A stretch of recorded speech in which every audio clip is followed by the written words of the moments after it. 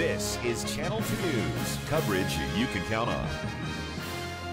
This time of year, we actually see an increase with the horses moving out of the rangelands and coming down. You are seeing more horses around city streets. There is a good reason why. They're likely looking for food and water, and that is tonight's Channel 2 News big story. At 5:30, officials say that we should all use some extra caution in areas where horses are common. I'm Landon Miller. And I'm Kristen Remington. Thanks for keeping it here with us. The Department of Agriculture is also looking for an advocacy group to help manage the horses. Paul Nelson joins us now live from South Reno, where a lot of horses come down into neighborhoods. And Paul, we're not talking about a small number here.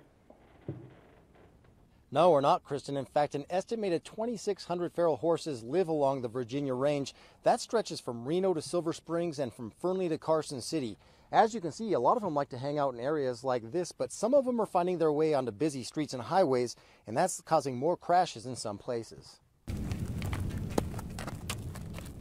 If you live in Nevada, you've probably seen feral horses living on the range.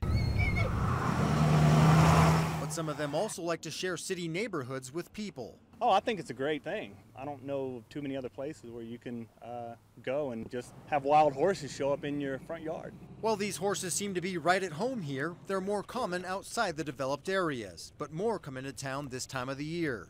Primary reason they're coming down out of the hills or the ranges is because of lack of feed and water in the hills. When they come down to the urban areas, they have both down there. Some horses eat the grass along busy roads and have no problem walking in the middle of the street. That can create obvious danger. Anything from crashes to just the horses being involved or in contact with people. The Department of Agriculture has one officer to cover feral horse issues on the Virginia range, and there's not enough funding to properly manage the horses. That's why cooperative agreements are so important. Advocacy groups that voluntarily carry out the management plan. The NDA is ending its agreement with the American Wild Horse Preservation Campaign.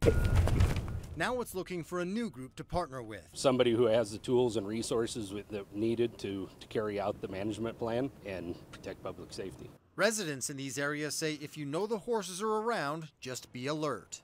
I think if you just drive with caution and keep your eyes open, I think you can keep yourself safe and keep the horses safe.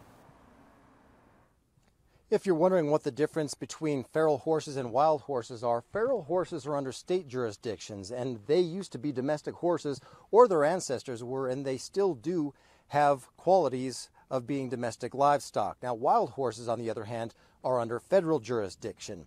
Management includes responding to public safety issues, as well as removal, relocation, and adoption of the horses. Covering the big story live, Paul Nelson, Channel 2 News.